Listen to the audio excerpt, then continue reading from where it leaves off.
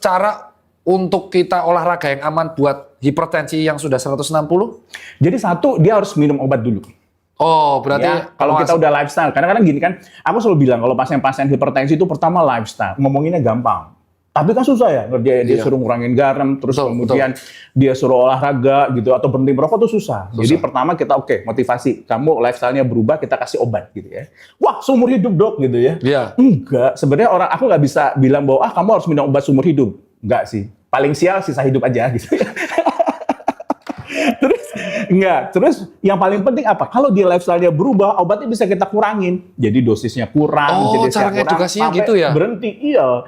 Jadi kalau kita ke pasien nih, terus kita bilang, wah Anda harus minum obat seumur hidup. Kabur dia sih, nggak mau minum obat. Iya, pasti kena mental. Oh, mental, pasti. Jadi gitu ngomongnya. Atau paling gampang gini, oke Pak, minum berapa lama dok? Setahun dulu. Gitu. Setahun lagi dia datang, tambah setahun Pak. Gitu ya. Datang lagi, tambah lagi 1 tahun.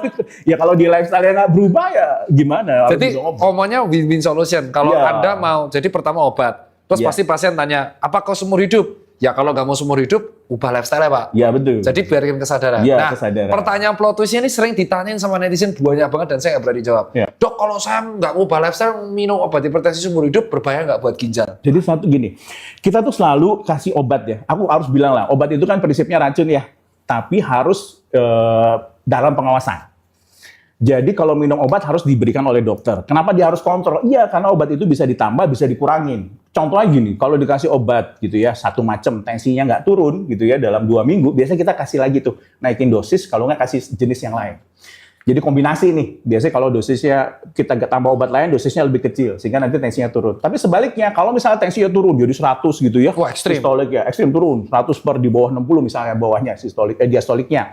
Obatnya kita kurangin. Jadi itu kenapa harus kontrol. Oh. Jadi paling enggak orang-orang hipertensi itu kontrol. Kita maunya gini, kalau kita kasih obat 2 minggu dicek. Paling enggak sebulan lah gitu ya. Aku mau tanya di sini, siapa yang dalam 6 bulan terakhir periksa tensi ya?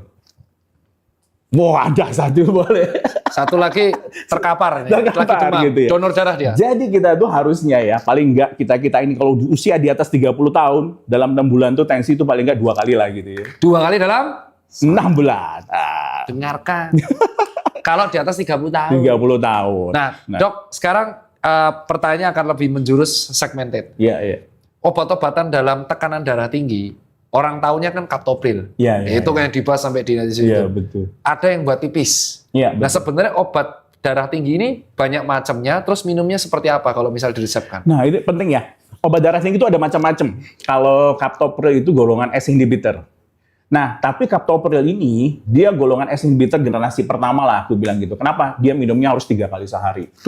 Dosisnya kita mulai dari kecil, misalnya 6,25 kalau gagal jantung ya, 12,5 sampai maksimal 3 kali 50 mg. Untuk minum obat 3 kali sehari dalam jangka panjang susah. Jadi aku biasanya kita kasih yang sekali sehari, banyak tuh macamnya. Misalnya ramipril, sinopril gitu ya.